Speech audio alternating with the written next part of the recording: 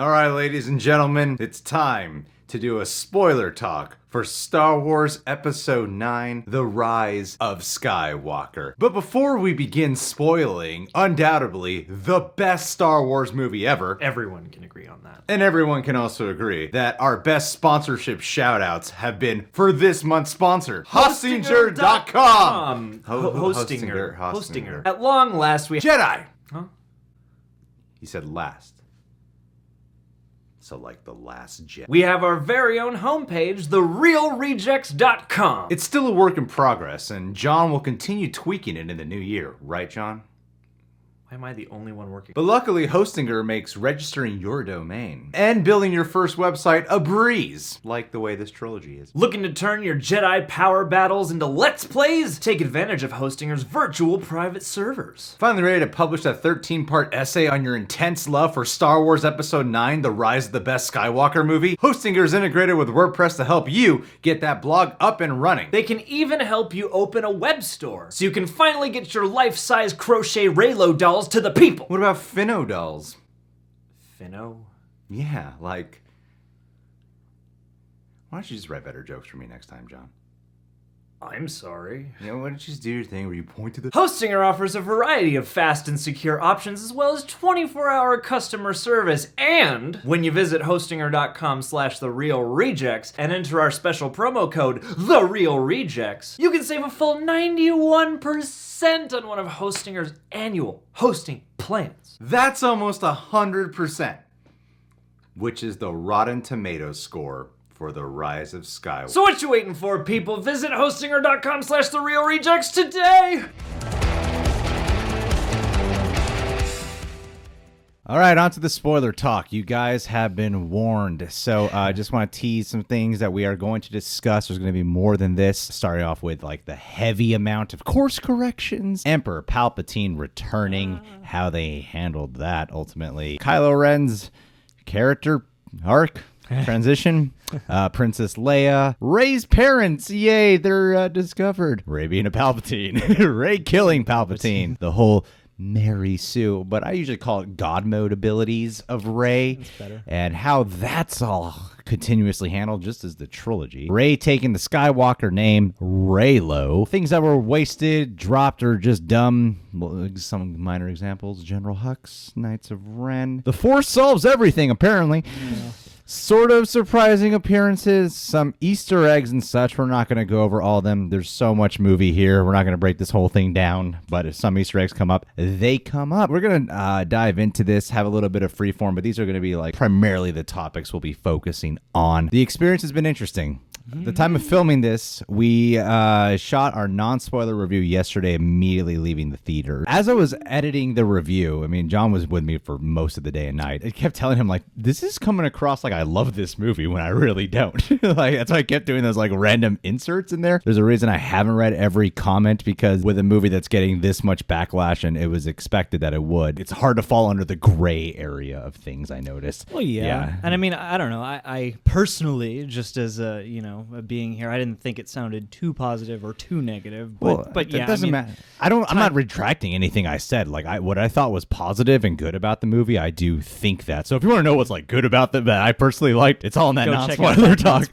Someone asked me, like, what would I give a percentage of this? And I said 60%. And funny enough, the Rotten Tomatoes score was like 56%. And the thing is, though, at the time of filming it, I was really honing in more on like that positive 60 I felt. But then as the day kept going, and like I was talking with my girlfriend, I was talking with Andrew, talked with a guy, our friend Aaron, talked with you. And just letting it sit in your mind, and percolate. A lot of the problems, and I wanted to make sure we shot our spoiler talk before anyone put theirs out, because I didn't want anyone's opinions influencing mine, because I want to make sure I'm coming from a sincere place. There's a lot of issues I had with this movie walking out of it. I think because I binged the movie, because I just wanted to get all the information. I wasn't even really judging the films per se. I was like, I just want to absorb the information. And truth be told, there's a little bit of a bias I developed through binging the films. I just like being in the universe. Even if I'm apparently watching a bad movie. Yeah. Like Attack of the Clones, I don't think is a well-made movie. But I just like being there. I just like it's like why?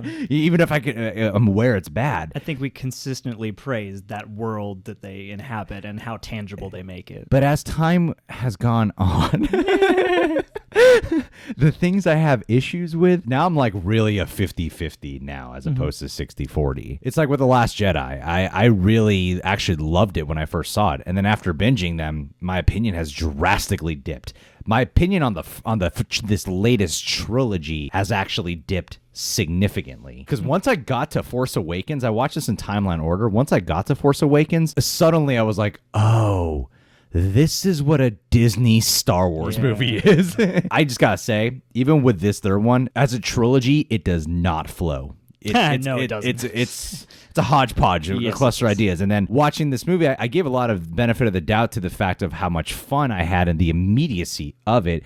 That's Very not enjoyable theater experience. I mean, yeah, not everyone's going to say that. For me, for us, I had fun watching it, but there was a plenty of things I had major issues, things I was just rolling my eyes at. But I don't think the Star Wars saga, the Skywalker saga, is perfect. It's not like every film is great and then this happened. You know, it's like the prequels are suddenly praised. I really think Revenge of the Sith is the only like actual good movie out of there. Whatever, we don't have to go into that because with this movie, JJ was setting out to do a lot of things. For some reason, I thought they should just focus on wrapping up the trilogy. Why are you trying to wrap up all 9 movies? Even after watching this movie, I'm like, why'd you try to wrap up all 9 movies? We didn't need that. Like, we wrapped up each part of those with those movies. You know? Yes, and then of course, you know, there's a lot of course correction. Some stuff was like whatever to me. Some stuff I'm kind of just mutual about, and there's other things where I hated the way they handled the course correction on things as a film. Because some people will say Last Jedi, that's a good Rian Johnson movie, not a good Star Wars movie. So let me just really quick. As a film, not as just a Star Wars movie, I think there's a lot of messy things about it. Messy, for sure. I did point it out, the dialogue, for sure, it feels very rushed and like really compact. It's like really convoluted. It hit me in the first hour. Some parts of me felt like they were trying to do a proper part 2 and a part 3 at the same time. Yeah. And so hence you got this kind of jammed in 2.5 hour film that should have been like 3.5, maybe even 4, you know? 2 movies. Or do 2 that movies. Thing where you split the last one in half like every YA book series. Yeah, or Infinity War and Endgame. And I think that would have been fine. You know? Especially for an event like this, yeah. But anyway, there's so much going on. But hey, let's kick this off properly, like with the failed or lackluster course correction, as I like to put it. The Emperor, right from the opening crawl, the first line The from dead the speak. I laughed. Like I audibly laughed. The dead speak exclamation mark. Emperor Palpatine's back. They said they got this voice transmission, and then Kylo Ren, being Supreme Leader, is hunting him down because he's threatening anyone who will take away his power position. When The Last Jedi ended, some people were like, where does the movie go from here? And then with The Last Jedi, I was like, well, it's pretty obvious. Rey's going to have to embody the Jedi somehow. Kylo Ren is Supreme Leader, so I thought it was cool that they kill. I have no issues with them killing off Snoke. I don't really need to learn who Snoke is. There are a lot of evil overlords that we deal with in these movies. So my thing though was like I liked how it was serviced in the way to make Kylo Ren Supreme Leader, to make him the ultimate baddie for the third one. I'm like, what a unique way to build up the villains. Yeah, and a guy who we've really spent a lot of time with, you know. And this movie completely undercuts that right in the first 10 minutes of the film. The opening crawl, when they're talking about what the transmission and stuff, I'm like, man, that would have been a cool scene to actually see. Instead of just getting this text and acting like this is what was supposed to always happen with the Emperor returning. Like there's no it clearly feels like course correction. I have a really hard time believing, because Colin Trevorrow even came out and defended J.J. Abrams, saying that no, he actually already always had plans for the Emperor to go there. Maybe not, maybe yes, but it does not flow. Not with the previous movie either, because it feels like a random inclusion of this character with nothing leading up to it except for a one-line retcon of "I am every voice you heard in your head." Kylo shows up, finds the Emperor. I still don't know how I feel about the whole Sith Finder thing. Is that what they call it? I think it was like something super basic. Sith Finder. Like, I don't know. For all the cool names and stuff they have, like a finder is a real thing, but yeah, it seemed like an unobtainium kind of thing where it's like, oh, really? You couldn't be a little more creative? You know, I'm just going to get this out of the way. They do not explain how the Emperor's back. At all, really, except for he's just so evil that he didn't die, I guess. I watched Return of the Jedi recently. I'm like, no, he dead. Yeah. He's really dead. Yeah, and the thing is, if this had been a longer movie or if this had been in a different form and fleshed out, I think it could have been interesting. You know, he's really scary and stuff. And I mean, they really suffer from underdevelopment of most of their ideas, you know? Well, with the Kylo Ren thing, Kylo Ren shows up I'm gonna kill the Emperor. Let's say So that I can be the best. Generic lines or something. You know? And then like 5 minutes later, when we saw that trailer that Kylo Ren meets the Emperor, I thought like, oh no, it's clearly gonna be a longer, smoothed out scene. I'm like, nope, it kind of plays like that. Yeah, it's like cutting and it's like really a trailer rapid. for a scene. Yeah, it's really a fast-paced way to open the movie. And then Kylo Ren immediately is like, all right, I'll surrender to you and be your number one apprentice again. That to me upset me right away because automatically Kylo Ren went from this cool arc in The Last Jedi to, oh, now this is just another emperor he's working under. Yeah. It's instead of Snoke, now it's Palpatine, you know? And and the whole thing with the mask I thought was silly because it really started to feel like, okay, everything the fans complained about, not just wanted to see, but complained about, they're trying to just implement here. Knights of Ren are back, who, by the way, do nothing again. Except fight Kylo Ren randomly. They look cool and they're there a lot. So yeah, Kylo Ren, he puts his mask back together. What's the point of the mask? That when Snoke called him out on the mask in The Last Jedi, despite whatever things you think undercut Star Wars, the lore and everything in The Last Jedi, I thought Snoke had a point when he's like, take that stupid thing off, because I'm like, he doesn't need the mask. Yeah, no, he doesn't. It's not like it's helping him breathe or anything. And nor does the movie properly flesh out why and what. He's just it's not if he's rocking a Darth Vader mask as he wants to be Darth Vader, okay, but it's not a Darth Vader mask. Yeah, or you know, it's kind of a knockoff of it, or it's inspired by a mini version. Yeah. And so it was at the point when as I was watching it going, why didn't you just get a different mask? Why'd you need to reassemble this one? Because we gotta get the cool red adhesive in there to show how much into the dark side he is. He doesn't even wear it for half of the movie. I know. Yeah, I mean, I personally think the design is cool, but I don't understand the purpose of it at all other than cosmetic. And I'm like, why would this Sith be so concerned with cosmetic? With their yeah, with like the outward appearance. I want to touch a little bit on the whole Rey's parents and Rey as a character, God mode ability. We learn who Rey's parents are, kind of. Oh, gosh, that was my biggest eye roll moment in the movie. I don't know what everyone's biggest eye roll moment. In The Last Jedi, she says, my parents were nobody. Your parents were nobody. You know, like he just says it. In this movie, I cannot believe it's thinking about it right now. It's literally like in that episode of The Simpsons where they find the book, like How to Cook Humans, and they blow the dust off, and then it says How to Cook for Humans. Yeah. You know, and yeah, it's that he says, you know, I didn't lie to you. I didn't lie to you. Parents were nobodies. They chose to be. Oh, man. That's so dumb. They could have rolled with it in some way or whatever, but that's what they chose to do. They could have earned it, I think. I don't entirely hate the choice because I understand why you would use that to hurt somebody. The movie doesn't earn it. I think it just would have been better if Kylo was like, yeah, I lied. Yeah. Don't even. The dialogue was bad. Rey being descendant of Palpatine opens up a lot of questions. I don't think that was the original plan. It doesn't read that way. It doesn't feel that way. Admittedly, though, the scene when they think Chewie is on the First Order ship, and then Kylo shows up and they're having a stand.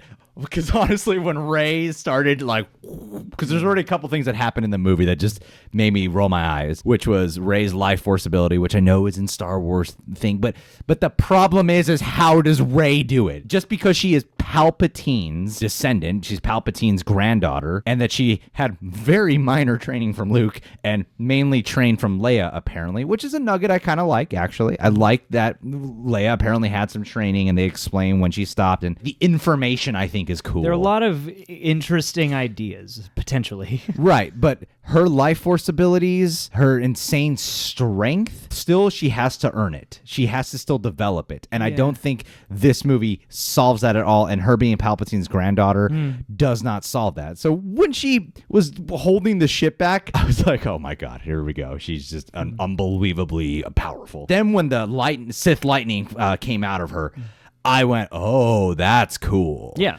I thought that was neat. I'm like, ooh, what an interesting intrigue. I feel like some people will immediately go, oh, she must be Palpatine's granddaughter or something. I feel like some people will probably go that route. But in the moment, I thought it was pretty surprising. I was like, oh, shit. that must be the whole evil club. Maybe she will go evil or something. You know, it started making me wonder some stuff. We don't really get to know Rey's parents. We don't. They're just information pieces. Literally, I started getting pulled out of the movie going, wait a minute, who did Palpatine sleep with? When did he, when did he, maybe some of those Senate hearings, you know, they get long and, you know, you're with all these people you don't normally see. Is this the new spinoff we're going to get? You know? Romance. Dark romance. It'll be like Casino Royale. We'll learn how he got his heart broken and became the Emperor. So why is the granddaughter Palpatine's granddaughter the one who has these insane abilities? What about did they say the son? Was it his son? I think that was the immediate one. Yeah. I think so, yeah. Okay, either way, whichever parent it was. How come they don't have the abilities? Why aren't they influenced by it? Maybe it skips a generation, like certain it's one of those things where I have no idea. You can muse about it all day long and maybe come up with a cool explanation, but they rush past it in the movie. And when that came up, I thought the lightning was cool as well. And again, if they had earned it and spent time with it, I thought maybe they could have worked the Palpatine connection into something that explains the immense power Rey seems to possess. You see, once they said that, I started having theories, and the whole, like, we're going to circle back around to everything in between, because I'm about to touch on the final moment in the movie when she takes on the Skywalker name. Yeah. I don't think people are responding to that really well. I don't feel like it's quite earned. I don't even get why she quite did it. To be honest. If you guys have like reasoning or theories behind it, please leave it below. I honestly watched it, and instead of feeling like it's like, you know, she's gonna say Rey Skywalker, right? You know it, but for some reason I'm like, why is she going by Skywalker? Like, she's just giving herself her own identity. They don't seem like family figures enough to her in these movies. We haven't seen them Leia. bond enough. Maybe Leia, but I don't know. Definitely not Luke. Especially for the journey that she's on, you know, and there's so much about her being alone and nobody can connect to me, and everyone says they know me and nobody does. I would have found it a bit more powerful had they just had her either choose her own name or stay with it's just Rey. You know? Yeah, exactly. I would have been cool with it. Because then she could be distinct. She could be her own thing. Exactly. So what I thought they might have been going for, though, in terms of trying to wrap up every movie for some reason. Oh, I get it. We keep talking about, because remember I had a theory. I said this in one of our reactions, that I think what they're trying to do with her is balance both, because they're always talking about balance in the Force, light and dark. Great Jedi. So maybe, that's my point, is that because she is Palpatine, she has the blood of Palpatine, but chooses the Skywalker name, she has created the balance in the Force, or of the Jedi or something. You know? Like, that's what I thought they were going for. I justified it. I don't think it's clear in the movie, though. No, no. Like, that's what I assumed they were going for. Just because once I found out she was a Palpatine, I was like, oh, she's going to kill Palpatine. She's going to choose to be good. Maybe that's what they're going for. You know? So my mind went there. The movie doesn't make it clear, though. Not especially, no. Like, she has a good amount of emotional stuff to deal with in this movie. So, like, in that way, Jedi the Sith, they're all about the different emotions and how you handle them. Kylo is clearly a very angsty character, too. So, yeah, I thought they would have made that a bit more powerful in a way, because I like the themes that I feel like throughout this new series, the big theme has been people choosing to go away from their origin or whatever. You know, Finn defects, he was a stormtrooper and now he's with the Resistance. Luke, even though everybody hates it, you know, like decided to give up the Jedi life, you know, like everybody's going away from their origins and choosing their own destiny. And yeah, I thought even the idea that her and Kylo would be sitting together could have worked a bit better to make some kind of balance of some kind. It wasn't ever clear, and it ultimately felt like we just got to defeat the bad guy. You know, why did the Emperor send Kylo to kill her? If his plan plan was to make her, you know, have her step in for his place, that didn't make sense to me. Was it one of the things? Because one of my main issues with this movie is every super easy, barely an inconvenience moment is chalked up to a feeling, the Force. I mean, you know, like I don't feel like they properly grasp how the Force.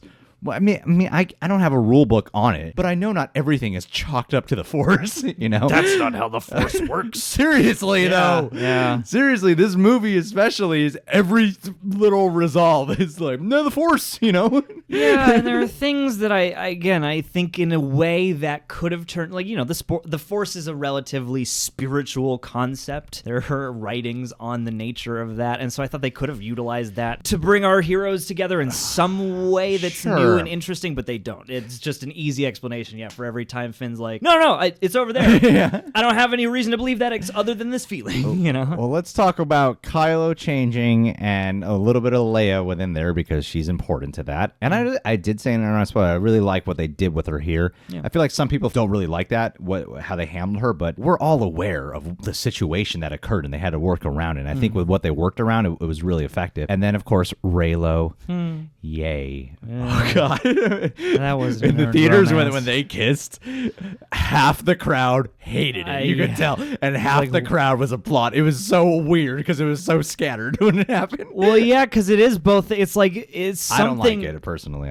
I don't like it in this movie at all. I mean, like, I could see a version where Rey and Kylo come together and that could be cool, but no, like, the kiss comes out of nowhere. Like, there's no romance or tenderness between them at all, other than, you know, they just saved each other in ways. So, like, yeah, I mean, it's pretty cheesy, the kiss. I mean, the whole thing with them creates this like hodgepodge of lore, just who their characters are, them even having a romance. Someone brought up to me saying, doesn't it kind of feel like the Sith won then if Rey is the winner? You know, like, it creates this whole little weird thing. Honestly, I feel like you could just end at Return of the Jedi and kind of just take whatever you want these to be. You know, this doesn't have to be canon in your eyes. We never had to do this, and I mean, ultimately, it does feel like the same. They got a bigger weapon and a bigger, more evil space lord, and we got to go vanquish them and learn a few things about destiny versus choice. But back to Kylo. Kylo doesn't do like jack for half the movie.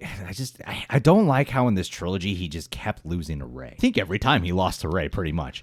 And then in this one, when he's in the mask, they don't give him much to do. Because that's what was so disappointing with Kylo, was that, especially in the first half of this movie, him in the mask is not really a character. Honestly, the Force vision stuff, or whenever they're able to talk to each other that was established in The Last Jedi, I thought was a little bit more ambiguous. There's a moment, whatever the necklace is, or the beads that she's wearing from the celebration. Kylo picks it up because Luke handed it to Leia in The Last Jedi, and then it fades in his hands. It fades in Kylo's hands in The Last Jedi. So I was like, okay, so it wasn't really there. But in this movie, apparently you could like hand off lightsabers and shit, which was so cool in the moment. I thought it was cool. I was like, oh, neat. But then it made me go, wait, how does this work exactly? Well, yeah, and again, if we had been witnessing them both getting stronger and developing more and more force power, it could have read better, because I liked a lot of those sequences, in the moment. But one thing they actually made me start to wonder is, if he's communicating with her this way, and he's powerful with the Force, and Palpatine obviously is powerful with the Force, why is he telling her, like, I'm going to betray this guy? In one of these Jedi mind links that seems like the worst place to do it, because it seems like Palpatine could probably tap into that information anytime. And how did Kylo know that she was the granddaughter of Palpatine?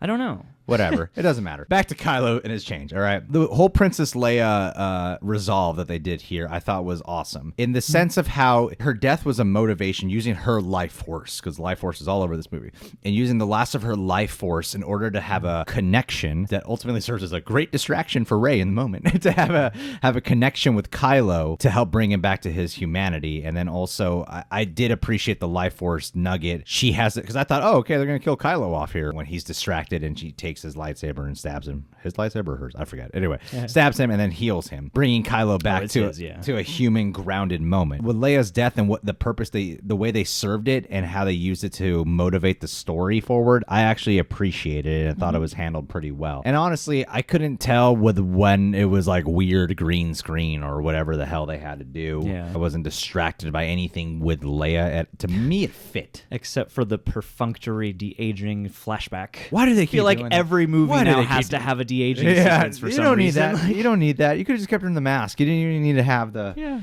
Oh, gosh. Han Solo shows up. There's some like random appearances in here that are not so surprising, but they happen. So Han Solo shows up, and I don't like that as a general movie trope.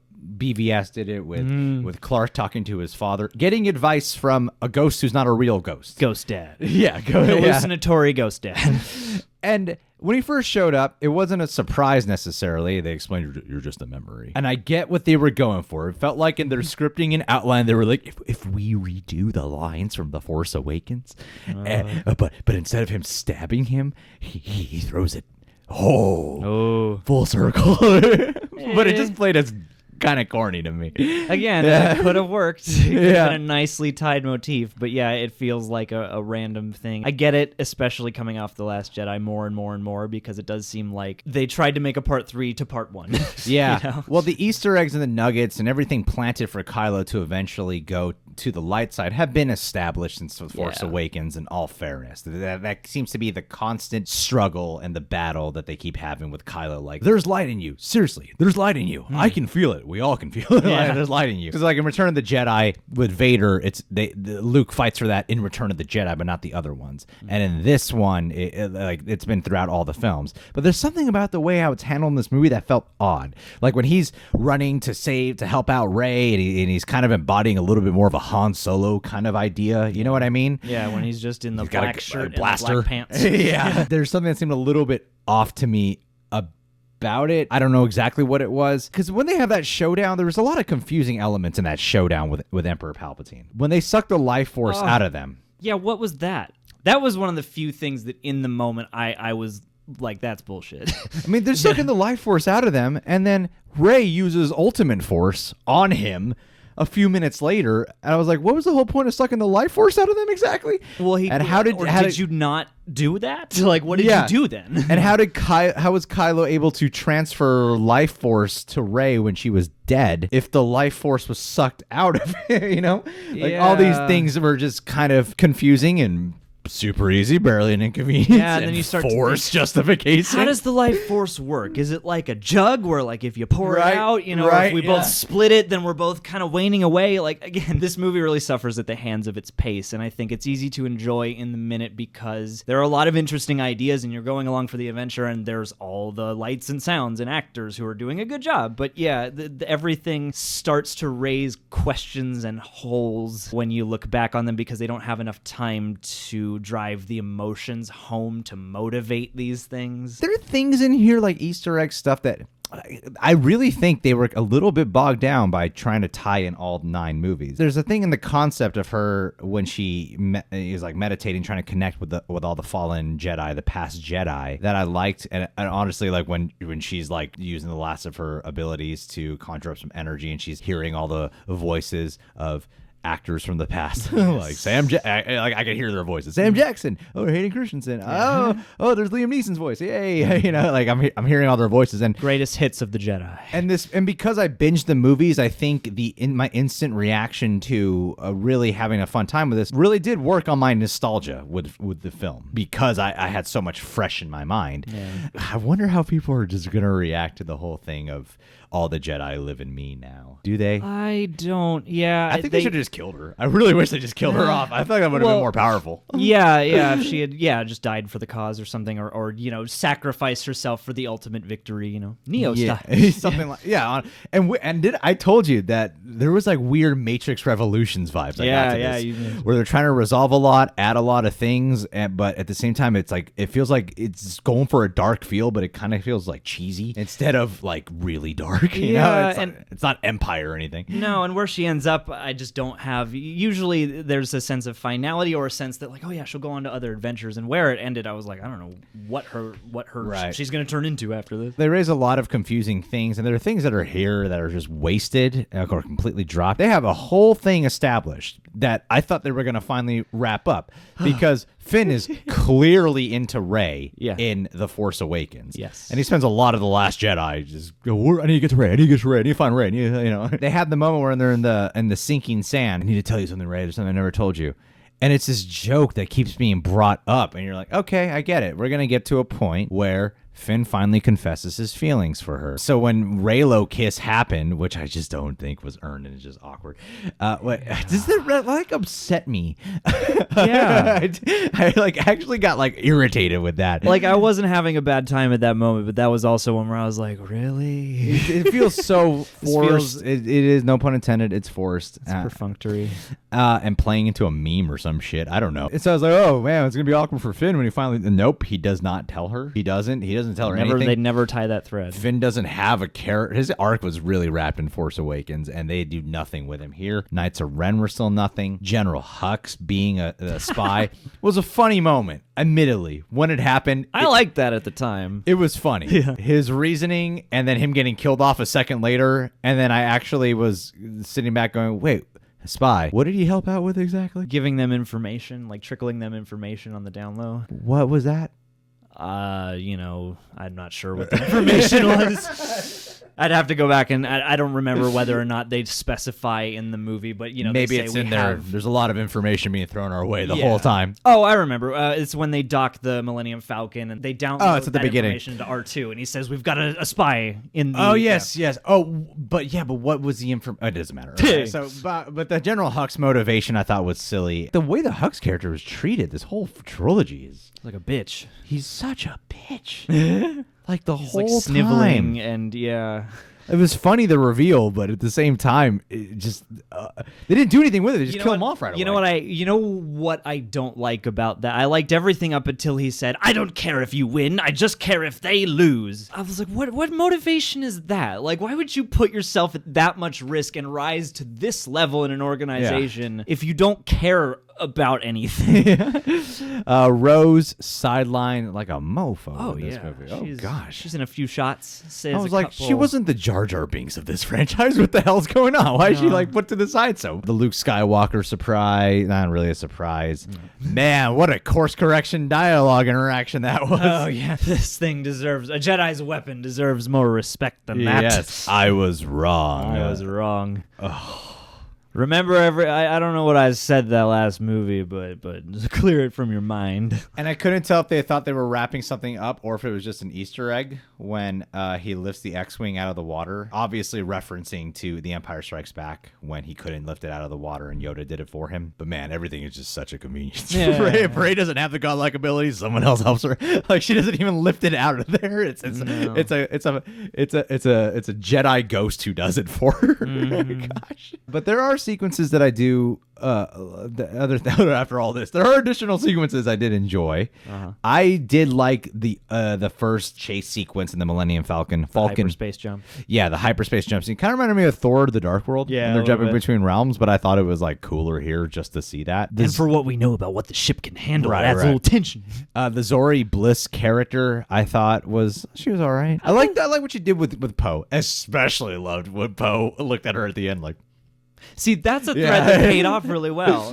Like that was very cute, and I love that Kerry Russell decided just to stay in the mat. Like, right, like partway through the movie, I was like, wait a minute, is that Kerry Russell? Because she's the only person whose face I haven't seen. Oh, I recognize her eyes.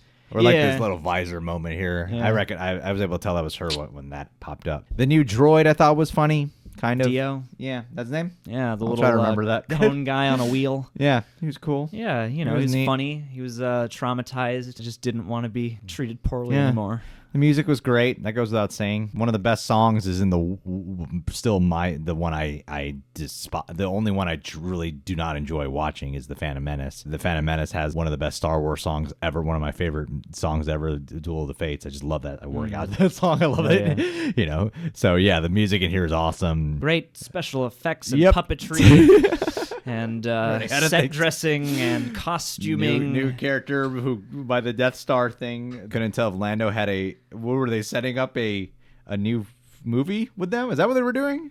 Oh, I'm not And Lando's like, where are you from? I don't know. Let's go find out. I couldn't tell if he was hitting on her or saw her as like he could be a father figure to her. I couldn't tell what was going on there. That was an odd. Yeah, I don't know what that was supposed to be. I think that's just a line he used to get her in a ship. Well, anyway, guys, look, I know this was long. A lot to talk about. Thank you for being here. What did you think of The Rise of Skywalker? What are you hoping for they do with the future of the Star Wars franchise? Mandalorian's still killing it. At least this one doesn't seem as divisive. I guess not. I mean, there's a 50-50 split on who likes it and who doesn't. But I think the main split that happened with Last Jedi was the critics loved it. The fans hated it. And it just seems like, no, I think everyone's going to be split. Yeah.